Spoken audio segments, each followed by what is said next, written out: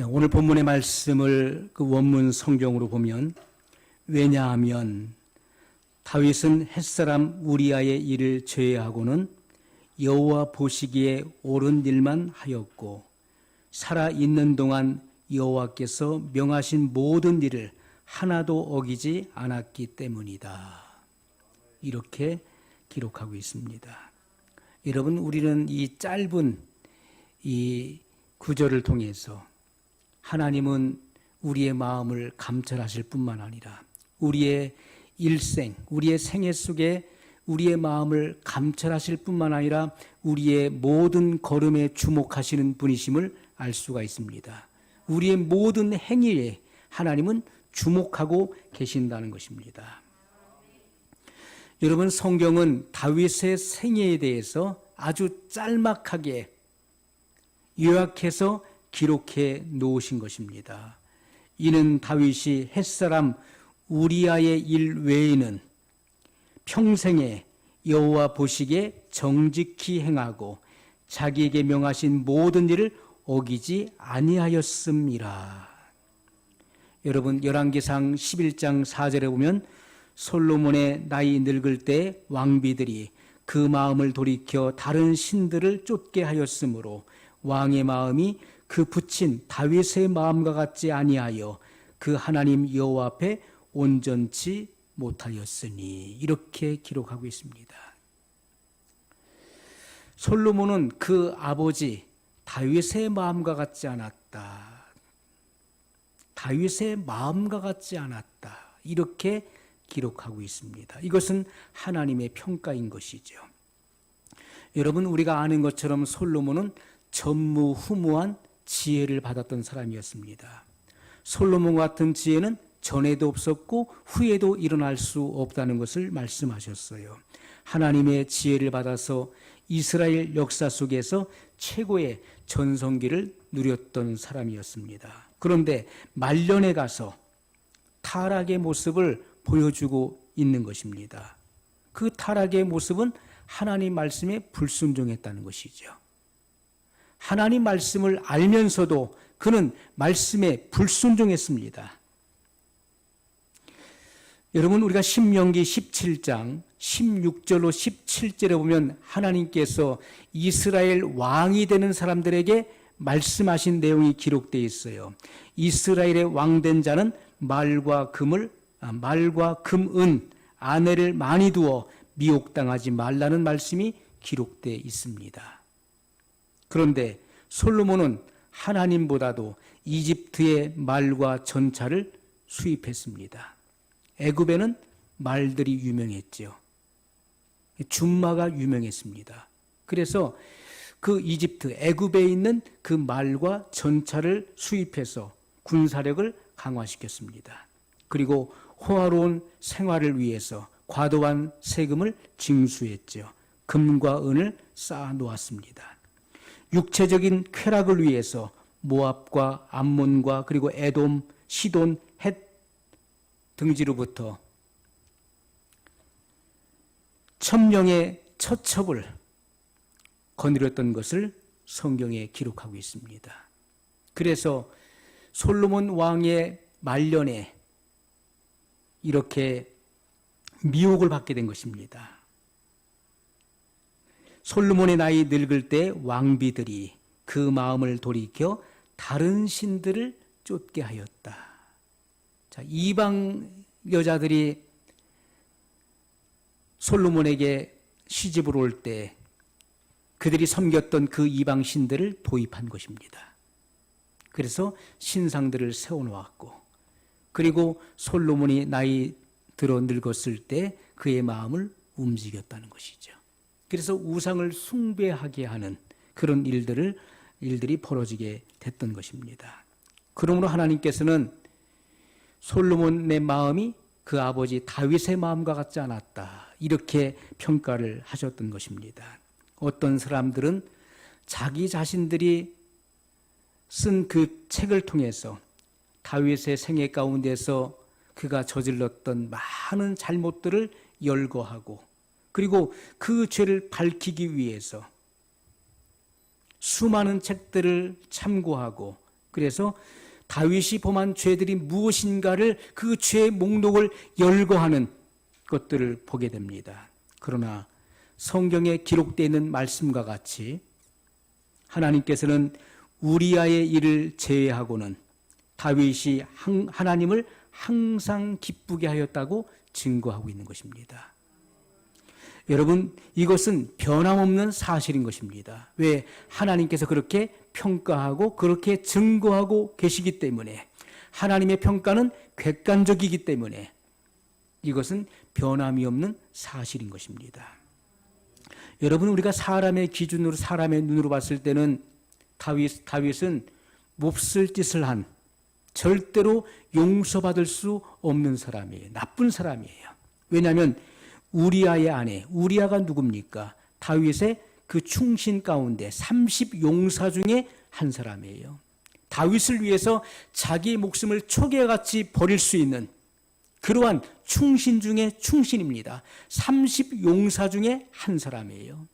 그러한 충신의 아내인 밧세바를 범했습니다. 그리고 그 일을 무마시키기 위해서 요압 장군을 불러서 요압 장군에게 편지해서 우리아 장군을 데리고 최전방에 나가라. 그리고 그를 남겨두고 너희들은 다 뒤로 빠지라. 결국 우리아 장군은 혼자 남게 되었고 적진에서 장렬한 죽음을 맞이하게 됩니다. 요압 장군이 놀래서 다윗에게 전가를 보냈습니다. 우리아 장군이 전사했습니다. 그때 다윗이 뭐라고 합니까? 전쟁을 하다 보면 사람이 죽기도 하는 것이다. 죽는 것은 당연한 것 아니겠느냐 하면서 그 우리아 장군의 죽음을 당연하게 생각했던 것입니다. 그리고 이 같은 사실을 거의 3년이나 은폐했었어요. 결국 하나님께서 나단 선지자를 보내서 책망할 때 그는 하나님 앞에 꼬꾸라지게 되고, 그리고 심한 통곡과 눈물로 하나님께 호소하게 됩니다. 내게서 주의 성령을 거두지 마시옵소서. 내게 정직한 영을 새롭게 하옵소서. 주님 앞에 통회의 목소리를 높이게 되고 밤마다 그의 눈물로 침상을 띄우게 되는 그런 일들을 성경에 기록하고 있는 것입니다. 여러분, 사람의 기준으로 봤을 때는 그런 흠이 많은 사람이에요. 그러나 하나님의 눈으로 보는 것이 정확한 것입니다. 그는 통회하고 회개함으로 죄사함을 얻은 사람이었어요. 여러분, 로마서 8장 33절로 34절에 보면 하나님이 의롭다 하시는 일을 누가 정죄하리요? 하나님이 의롭다 하시는 일을 누가 정죄하겠느냐 말씀하고 있어요. 하나님이 의인이라 칭한 일을 누가 죄 있다 하겠느냐, 이렇게 말씀하시는 것입니다. 여러분, 우리가 하나님의 마음으로 성경을 주의 깊게 읽어봐야 될 것입니다. 하나님의 마음, 하나님의 안목으로 우리가 성경을 주의 깊게 살펴보게 되면 다윗이 하나님에 대해서 가졌던 마음, 그리고 하나님이 주신 그 율법에 대해서 가졌던 그 지극한 사랑을 깨닫게 된다면 왜 하나님께서 이 다윗을 그토록 기뻐하셨는가를 우리는 발견하게 되는 것입니다. 우리가 시편 18편의 말씀을 보더라도요, 우리가 다윗의 그 시를 우리가 다 열거할 수는 없지만은 시편 18편 말씀을 보면은, 자, 표제를 보면은 이렇게 나와 있습니다. 여호와의 종 다윗의 시, 영장으로 한 노래, 성가대 지휘자의 지휘법에 맞춘 노래라는 것입니다. 영장은 성가대 지휘자를 말하는 거예요. 여호와께서 다윗을 그 모든 원수와 사울의 손에서 구원하신 날에 다윗이 이 노래의 말로 여호와께 아뢰어 가로되, 나의 힘이 되신 여호와여, 내가 주를 사랑하나이다.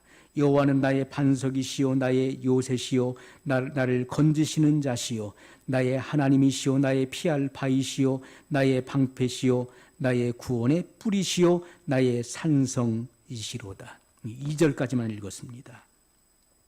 또 시편 27편에 보면 여호와는 나의 빛이요 나의 구원이시니 내가 누구를 두려워하리요. 여호와는 내 생명의 능력이시니 내가 누구를 무서워하리요. 나의 대적 나의 원수된 행악자가 내 살을 먹으려고 내게로 왔다가 실족하여 넘어졌도다. 군대가 나를 대적하여 진칠지라도 내 마음이 두렵지 아니하며 전쟁이 일어나 나를 치료할지라도 내가 오히려 안연하리로다. 3절 말씀까지 읽었습니다. 여러분, 다윗은 이런 사람이었습니다. 철저하게 하나님만을 의리하는 사람, 철저하게 하나님을 신뢰하고 하나님을 사랑하는 사람, 하나님의 율법을 즐거워하고 그 율법을 기쁨으로 지켜 행하는 사람이었어요. 다윗이 하나님에 대한 사랑, 그리고 하나님이 제정하신 그 율법에 대한 지극한 사랑을 우리가 깨닫게 되면 하나님이 왜 다윗을 그토록 사랑하셨는가를 우리는 알게 된다는 것입니다. 사람은요, 자기의 그 행한 대로 자기가 어떻게 하느냐에 따라서 사랑도 받고 미움도 받는 것입니다. 그건 다 자기 하기 나름인 것입니다. 우리가 하나님께도 마찬가지죠. 하나님께 인정받고 사랑받는 사람은 그가 하는 그 일들이 사랑스러운 일을 하기 때문에 사랑을 받는 것입니다. 다윗은 그런 사람이었다는 거예요. 여러분, 구약 시대에서도 하나님의 법 조항에 명령된 형식의 이 율법의 준수보다도, 여러분, 우리가 율법이라고 하는 것은요, 법 조항에 명령된 그러한 형식이잖아요. 이러한 것들을 조항마다, 그 명령된 계명마다 내가 하나도 어기지 않고 준수하는 것보다도 그 율법에 대한 마음의 태도를 하나님은 보셨다는 거예요.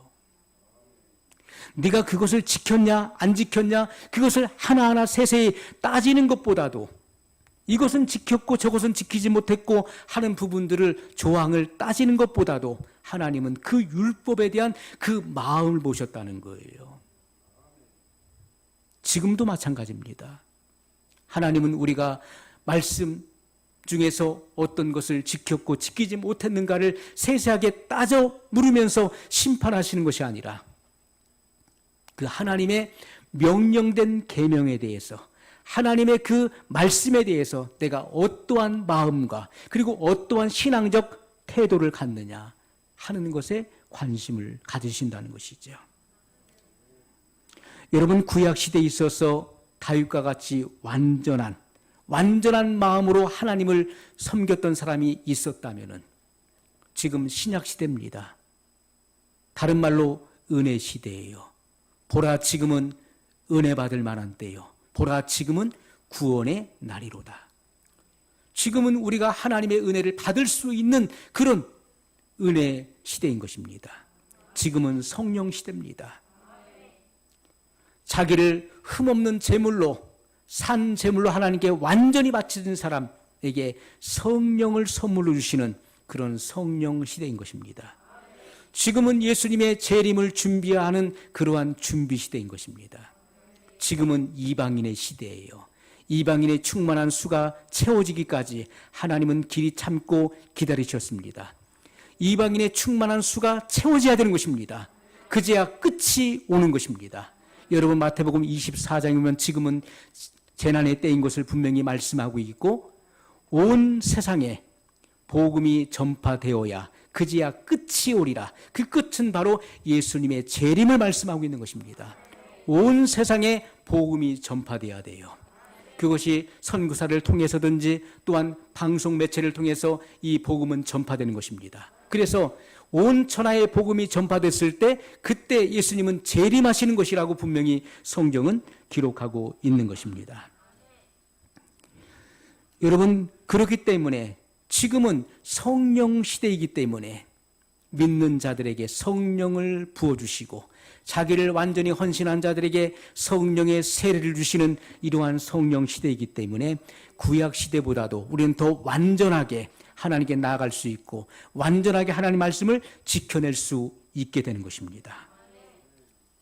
여러분, 예레미야 선지자는 하나님의 자기 백성에 대한 목적을 이렇게 기록해 놓으셨어요. 예레미야 31장 33절에 보면 나 여호와가 말하노라. 그러나 그날 후에 내가 이스라엘 집에 세울 언약은 이러하니 곧 내가 나의 법을 그들의 속에 두며 그 마음에 기록하여 나는 그들의 하나님이 되고 그들은 내 백성이 될 것이라.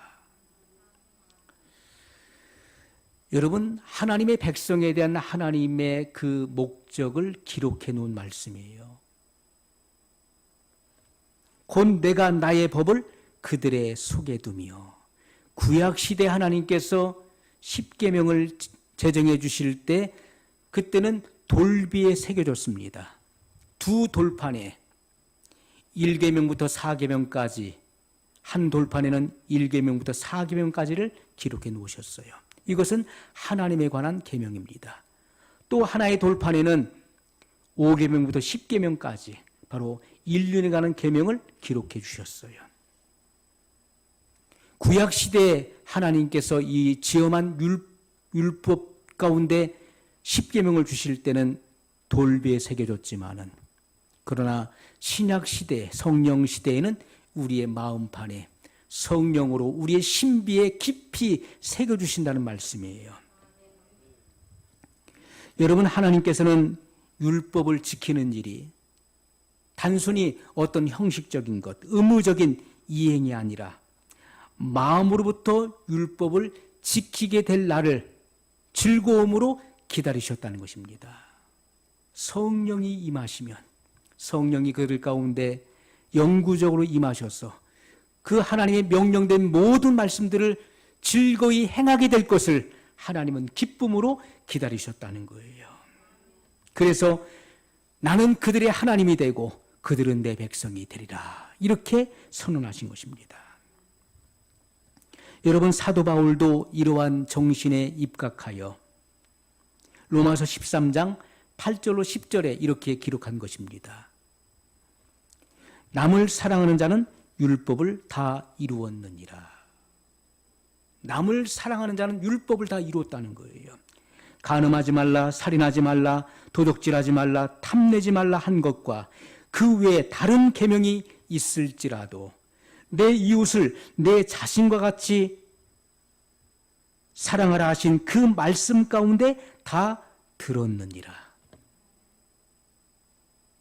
사랑은 이웃에게 악을 행치 아니하나니 그러므로 사랑은 율법의 완성이니라, 이렇게 말씀하셨어요. 여러분, 사랑은 율법의 완성이라는 것입니다.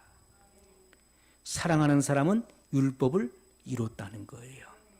하나님의 사랑이 우리 안에서 온전하게 되는 것입니다.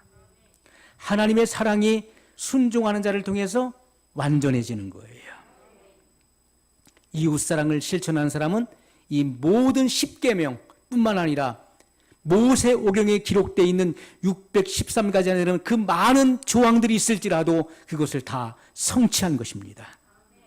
그러므로 사랑은 율법의 완성이니라, 이렇게 말씀하고 있는 것이죠. 마태복음 22장 37절로 40절에 한 율법사가 예수님을 시험하려고 율법 중에 어느 계명이 큰 계명인가를 여쭈었습니다. 율법 중에 어느 계명이 가장 큰 계명입니까? 율법 중에는 많은 계명이 있습니다. 많은 하라 또는 하지 말라고 명령된 조항들이 있는데 그런 많은 조항 중에서 어떤 계명이 가장 큰 계명입니까를 예수님께 여쭙다는 거예요. 시험하기 위해서 물었습니다.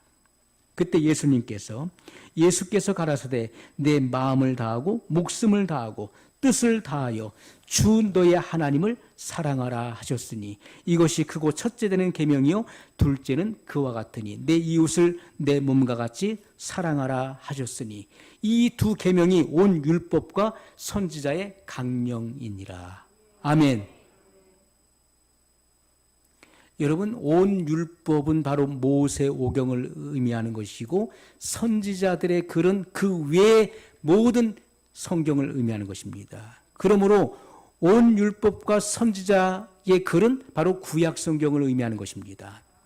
그 구약 성경의 강령이다. 강령이라고 하는 것은 뭘 말합니까? 바로 요약이라는 거예요. 구약 성경의 요약, 모세 오경과 선지자들의 글의 요약이 무엇이냐? 그것은 내 마음을 다하고 뜻을 다하고 목숨을 다하여 주 너의 하나님을 사랑하는 것이다. 그것이 크고 첫째 되는 계명이며, 둘째는 이와 같으니 내 이웃을 내 몸과 같이 사랑하라. 그렇게 말씀하셨어요. 그것이 구약 성경 전체에 흐르는 바로 요약이다 말씀하셨고, 이 강령이라고 하는 말의 의미는 바로 심판의 기준이라는 뜻입니다. 심판의 기준이 된다는 거예요. 왜냐하면 모든 율법은 사랑으로 완성되는 것이기 때문에 사랑이 그 핵심이 되는 것입니다. 그러므로 마지막 심판날에 하나님의 주님의 보호자 앞에 섰을 때 그 기준은 바로 사랑이 기준이 된다는 것입니다. 하나님 사랑과 이웃 사랑을 실천했느냐의 여부가 된다는 것이죠. 그러므로 예수님께서 마태복음 7장 21절 이하에 보면 나더러 주여 주여 하는 자마다 천국에 다 들어갈 것이 아니요 다만 하늘에 계신 내 아버지의 뜻대로 행하는 자라야 들어가리라. 그때 많은 사람이 나더러 이르기를 주여 주여 우리가 주의 이름으로 선지자 노릇했나이다. 주의 이름으로 귀신을 쫓아내었고 주의 이름으로 많은 권능을 행하였나이다.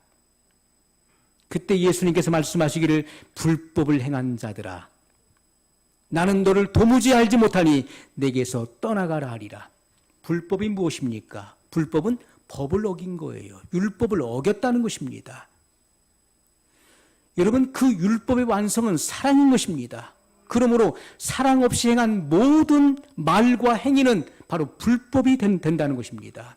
사랑 없는 생각과 사랑이 없는 말과 사랑이 없는 모든 행위는 다 불법이라는 거예요. 그것이 기준점이 된다는 것입니다. 그러므로 하나님 사랑과 이웃 사랑은 구약성경 전체에 흐르고 있는 바로 유학일 뿐만 아니라 심판의 기준이 된다는 거예요. 오늘 우리는 이 같은 말씀을 다시 깊이 있게 묵상하고 생각해 봐야 될 것입니다. 왜 심판을 받는 것입니까? 사랑이 없기 때문에, 사랑의 실천이 없기 때문에 심판을 받게 되는 것입니다. 여러분, 우리가 십계명에는 많은 그런 조항들이 있습니다. 십계명에는 10가지 조항이 있어요. 모세 오경 가운데 613가지의 그런 조항들을 발췌했지만은 그 같은 많은 조항이 있을지라도 그것 핵심은 십계명인데, 예수님께서는 간음하지 말라, 살인하지 말라, 도적질하지 말라, 탐내지 말라 한 것과 또 다른 계명들이 있을지라도 내 이웃을 내 자신과 같이 사랑하라 하는 이 말씀 가운데 다 들어있다는 것입니다. 여러분, 인륜에 관한 계명이 6가지입니다. 10계명 중에서 5계명부터 10계명까지 6가지의 계명이 인륜에 관한 계명인데, 이 같은 6가지의 계명들이 있을지라도 내 이웃을 내 몸같이 사랑하라 하는 그 말씀 가운데 다 들어있는 것입니다. 그러므로 하나님 사랑과 이웃 사랑은 정비례하는 것입니다. 이웃 사랑은 하나님 사랑의 객관적 증거예요. 이웃을 사랑하지 못하는 사람은 우리의 육의 눈으로 볼 수 없는 하나님을 사랑할 수 없는 것입니다. 내 눈에 보이는 부모님을 공경하지 못하면서, 내 눈에 보이는 이웃, 형제, 자매를 사랑하지 못하면서 어떻게 눈에 보이지 않는 하나님을 공경하고 사랑할 수 있겠습니까? 그것은 어불성설이라는 것입니다. 잘못된 것입니다. 하나님 사랑과 이웃 사랑은 정비례한다는 거예요. 우리가 하나님을 어떻게 사랑해야 되겠습니까? 우리가 이웃을 어떻게 사랑해야 될까요? 남는 힘, 나를 위해서 힘을 다해서 쓰고 남은 힘을 가지고 하나님을 사랑해야 될까요? 하나님 사랑하는 것은요, 남아도는 힘을 가지고 사랑하는 것이 아닙니다. 내 마음을 다하라고 말씀했어요. 내 온 마음을 다해야 된다. 너의 지정의를 다해야 된다라고 말씀하고 있어요. 내 힘을 다하고 내 뜻을 다하고 내 목숨을 다하라는 것입니다. 완전히 다 쏟아 부어야 된다는 것입니다. 남은 찌꺼기를 가지고 하나님을 사랑하는 게 아니에요. 이웃사랑도 마찬가지입니다. 내 이웃을 내 몸과 같이 사랑하라. 사람은 의식과 무의식 속에서 자기 몸의 보호의식을 가지고 있는 것입니다. 굉장히 예민하고 민감한 거예요. 자기 신체를 보호하고 자기의 몸에 대한 그 목숨에 대한 생명에 대한 그 아주 집착이 있는 것입니다. 예수님께서는 내 이웃을 내 몸과 같이, 내가 내 몸을 그렇게 아끼고 보호하고 사랑하는 것처럼 내 이웃도 그렇게 보호하고 사랑하라고 말씀하고 있는 것이죠. 마음에도 없는 것을 행하는 것은 바로 가식입니다. 그것은 위선이에요. 그것은 거칠이한 것입니다. 마음에도 없는 것을 우리는 얼마든지 할 수 있어요. 율법을 준수하는 것, 하나님 아버지, 저는 살인하지 않았습니다. 저는 간음하지 않았습니다. 남의 것을 훔치지 않았습니다. 여러분, 얼마든지 그렇게 할 수 있습니다. 그것은 형식적이고 외식적인 거예요. 마음속에는 온갖 그런 악한 생각과 마음들을 가지고 있으면서 단순히 형식적인 율법의 준수를 할 수 있어요. 그러나 하나님이 원하시는 것은 그 마음에서부터, 그 마음의 동기로부터, 이웃을 사랑하는 그 동기로부터 출발해야 된다는 것입니다. 모든 일이 그래야 된다는 거예요. 여러분, 하나님 보시기에 율법의 성취는요, 이 마음에서부터 시작되는 것입니다. 마음 속에 있는 사랑으로부터 구체적으로 성취되는 거예요. 하나님은 하나님 마음 속에 있는 완전한 사랑, 그리고 완전한 거룩하심으로부터 그들에게 율법을 주신 것입니다. 하나님이 이스라엘 백성들에게 율법을 제정해 주신 것은요, 하나님의 사랑의 법입니다. 사랑의 법이에요. 인간을 얽어매고 구속하기 위해서 주신 것이 아니라, 제재하기 위해 주신 것이 아니라, 인간을 사랑하기 때문에 그 사랑의 그 표현이 그 율법에 담겨 있는 것이고, 하나님의 그 의의 표현이 율법에 담겨져 있는 것입니다. 그러므로 그 하나님의 거룩하심과 그 의의 표현이 율법으로 나타나진 거예요. 하나님을 사랑하는 사람은 그 율법을 행하는 것이 아주 쉬운 것입니다. 왜냐하면 사랑하는 분을 위해서 내가 하는 것은 너무나 쉽기 때문에 그런 것입니다. 내가 싫어하는 사람을 위해서 하는 것은 몹시 괴롭고 어려운 거예요. 그러나 내가 사랑하는 대상을 위해서 하는 모든 일은 쉬운 것입니다. 어려운 것이 없는 거예요. 중요한 것은 사랑의 문제인 것이죠. 하나님을 사랑하는 마음이 있느냐, 나의 온 마음과 뜻과 목숨을 다해서 하나님을 사랑하는 마음이 있는가, 또 이웃에 대해서도 내 몸과 같이 이웃을 사랑하는 마음이 있는가 하는 거예요. 그것이 없다면 율법은 결코 준수될 수 없는 것입니다. 지켜질 수가 없다는 것이요. 왜냐하면 여러분의 마음의 출발점이 잘못됐기 때문에, 여러분의 마음의 동기가 선하지 않기 때문에 모든 것이 다 잘못된 것입니다. 그것은 잘못된 결과를 낳게 될 수밖에 없는 거예요.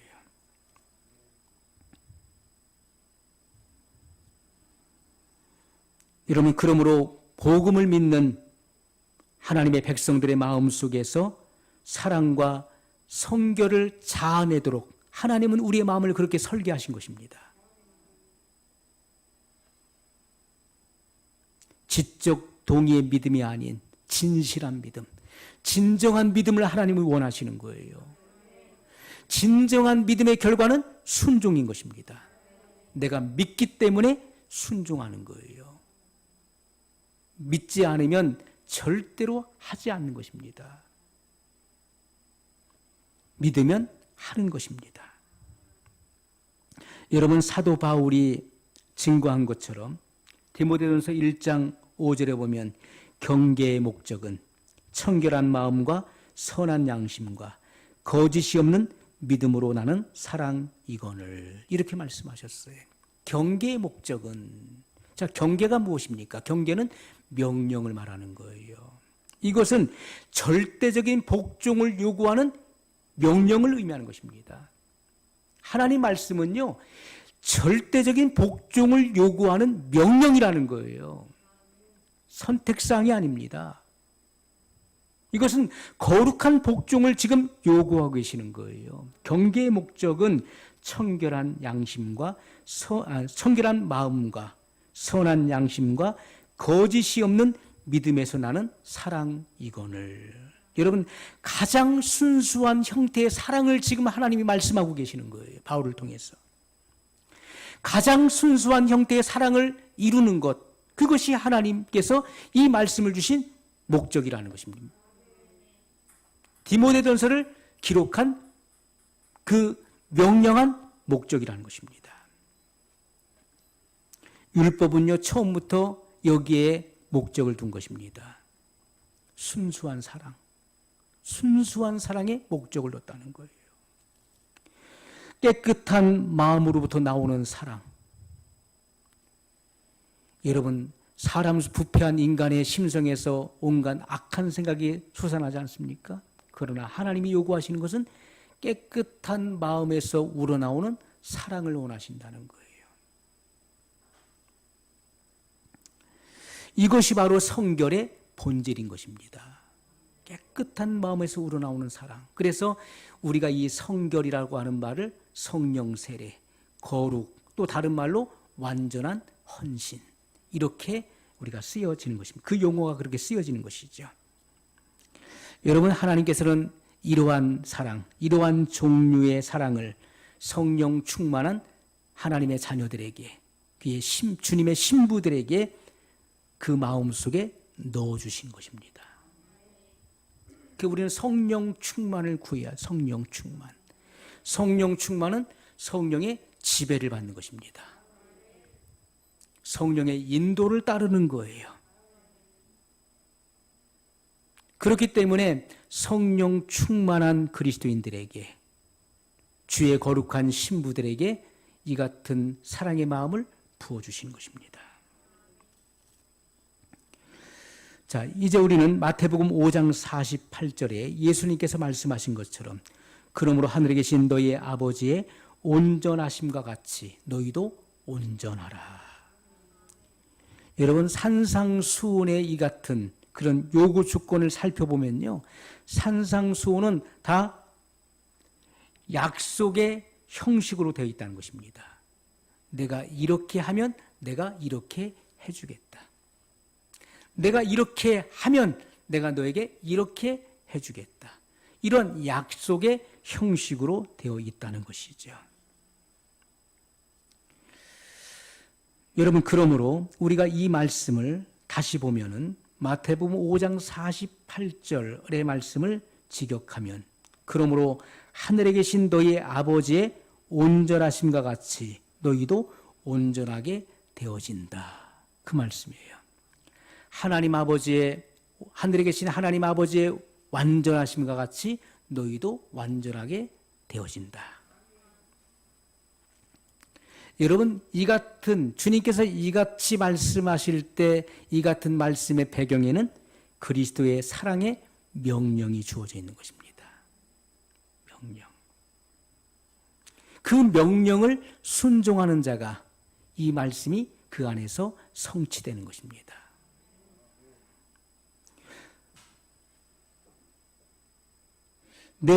또 내 이웃을 사랑하고 내 원수를 미워하라 하였다는 것을 너희가 들었으나, 여러분, 율법에는 이 같은 말씀이 없습니다. 이것은 그들이 지어낸 말이죠. 구전을 통해서 내려오는 그러한 일들이었습니다. 또 내 이웃을 사랑하고 내 원수를 미워하라. 예수님께서 이 같은 말씀 하신 적이 있습니까? 없었죠. 그들의 전성을 통해서 또 구전을 통해서 전해온 말들이에요. 이 같은 말을 너희가 들었으나 나는 너희에게 이르노니 너희 원수를 사랑하며 너희를 핍박하는 자를 위하여 기도하라. 이같이 한즉 하늘에 계신 너희 아버지의 아들이 되리니 이는 하나님이 그 해를 악인과 선인에게 비추게 하시며 비를 의로운 자와 불의한 자에게 내리우심이니라. 여러분, 하나님의 마음은요, 사람의 마음과 같이 옹졸하지 않습니다. 편협적이거나 편파적이지 않다는 거예요. 하나님은 선인과 악인에게 동일하게 햇빛을 주시고 비를 내려주시는 분이에요. 우리는 나를 사랑하고 나를 위하는 사람, 나에게 잘하는 사람에게 더 잘하고 나에게 못하는 사람에게는 관심도 없는 그렇게 편협적인 사랑을 합니다. 내 자식이기 때문에 더 잘하고 나와 관련이 없기 때문에 무관심한 것이 아니라 하나님은 선인과 악인에게 동일하게 햇빛을 비춰주시고 비를 내려주시는 그러한 광대한 분이심을 말씀하고 있다는 것이죠. 너희가 너희를 사랑하는 자를 사랑하면 무슨 상이 있으리요? 여러분, 나의 사랑의 대상을 내가 사랑하는 것, 그것은 당연한 거 아니겠습니까? 북한의 독재자도 자기 자식을 사랑하는 거예요. 너희가 너희를 사랑하는 자를 사랑하면 무슨 상이 있으리요? 세리도 이같이 아니하느냐? 예수님 당시에 죄인의 대명사는 세리와 창기들이었습니다. 죄인들도 세리도 자기의 자식들, 자기의 사랑하는 대상을 사랑한다는 것이죠. 또 너희가 너희 형제에게만 무난하면 남보다 더하는 것이 무엇이냐? 형제에게만 무난해. 다른 사람들에게는 관심도 없는 거예요. 이방인도 이같이 아니하느냐? 이렇게 말씀하신 뒤에 주님께서 무엇을 말씀했습니까? 온전케 드리라는 말씀을 약속하신 것입니다. 너희가 이 같은 일들을 행하게 되면 하나님의 사랑 안에서 완전하게 된다는 거예요. 하나님의 마음과 같이 편협적이지 않고 모든 이들을 수용하는 그러한 자세와 태도를 가지고 하나님 말씀대로 순종할 때 하나님 아버지의 완전하심과 같이 너희가 그렇게 순종할 때 하나님의 사랑이 너희 안에서 완전함을 이룬다는 것을 말씀하고 있는 것이죠. 그것은 하나님과 같은 사랑인 것이고 하나님과 같은 종류의 사랑을 우리에게 말씀하고 있다는 것입니다. 여러분, 우리는 사랑의 질에 있어서 하나님을 본받게 되어 있는 것입니다. 사랑의 질은요, 천차만별입니다. 그 질이 다른 거예요. 물건도 그 격이 다르고 질이 다르지 않습니까? 사람의 인격도 격이 다르고 질이 다른 거예요. 우리가 사랑해도 마찬가지입니다.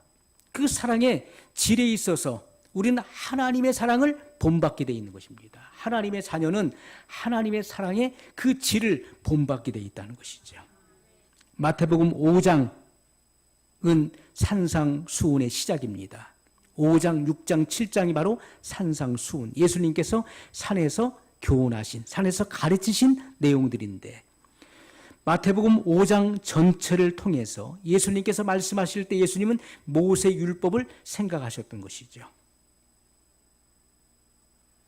그런데 예수님께서는 그 하나하나에서 하나하나의 경우에서 예수님은 의문보다도 마음의 문제를 생각하셨고 그것을 지적하셨다는 것입니다. 의문보다는 그 마음의 내용을 주님은 지적하시고 명령하셨던 것이죠.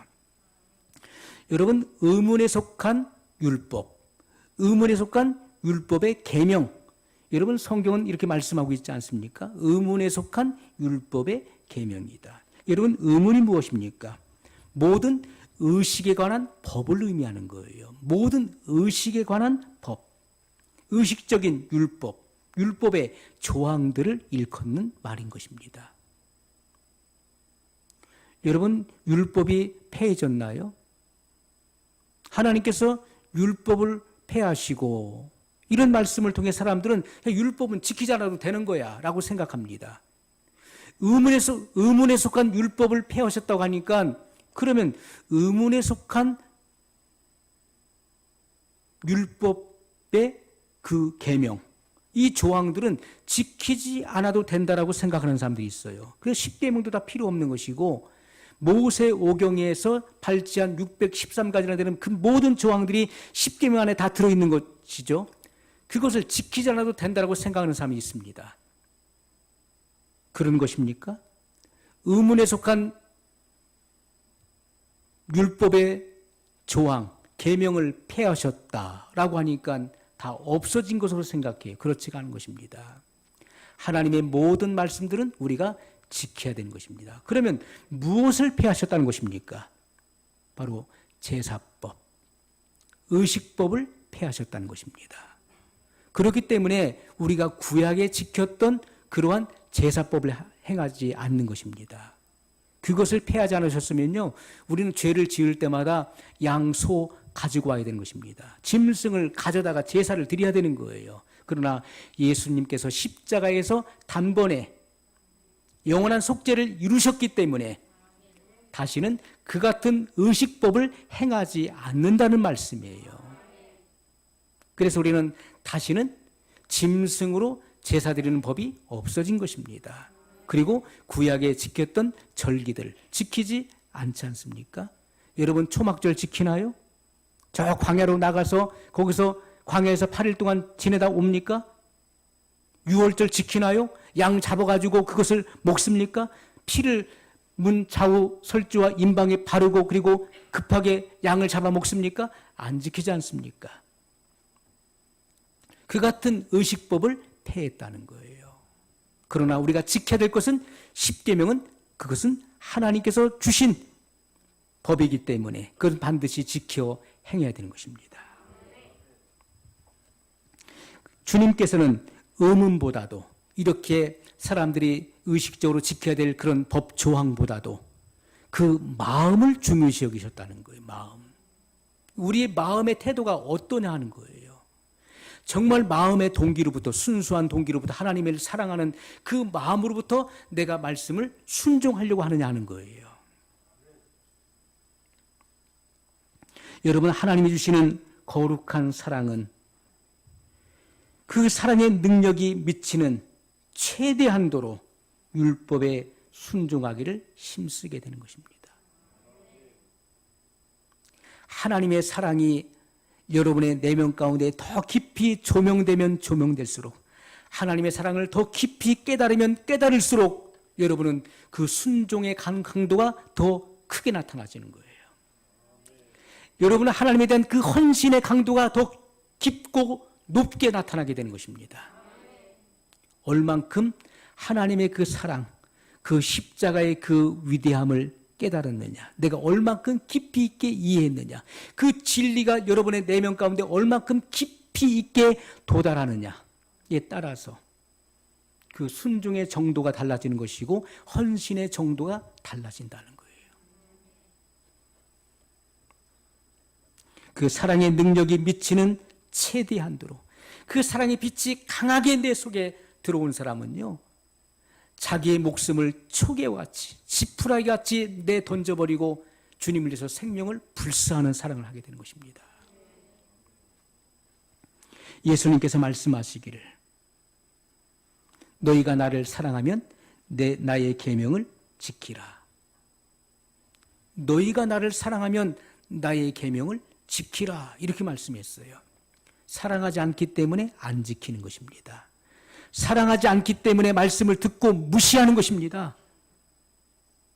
말씀을 듣고도 이 같은 말씀들은 오늘 설교는 내가 무시해도 되는 말씀이야 라고 생각하기 때문에 행동이 나오질 않는 것입니다. 하나님 말씀을 한 귀로 듣고 한 귀로 흘러버려요. 하나님 말씀을 쉽게 간과해버립니다. 건너뛴다는 거예요. 오늘 말씀을 별로였어. 지난주에는 좋았는데 오늘 말씀은 별로였어. 별 들을 게 없었어. 그것은 하나님을 무시하는 태도인 것입니다. 예수님께서는 너희가 나를 사랑하면 나의 계명을 지키라. 내가 아버지께 구하겠으니 그가 또 다른 보혜사를 너희에게 주사 영원토록 너희와 함께 있게 하시리니.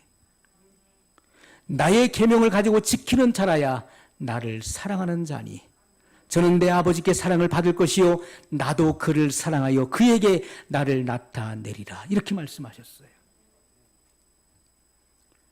여러분, 주님을 사랑하는 사람은 주님의 계명을 지킨다라고 말씀하고 있는 거예요. 우리가 주님의 계명을 지키지 않는다는 것은 곧 내가 주님을 사랑하지 않는다는 바로 증거인 것입니다. 그것이 결과물이에요. 성경 말씀은 속일 수가 없는 것입니다. 우리가 하나님 앞에서 아무리 내 머리를 자아내서 하나님의 그 심판을 피하려고 아무리 변명을 늘어놓아도 피할 방법이 없는, 빠져나갈 수 있는 길이 없는 거예요. 하나님의 명령은요, 이미 그 완성된 그 명령을 딱 해놓으실 때는 그 누구도 피할 수 없는 것입니다. 순종하지 않은 사람은 피할 길이 없어요.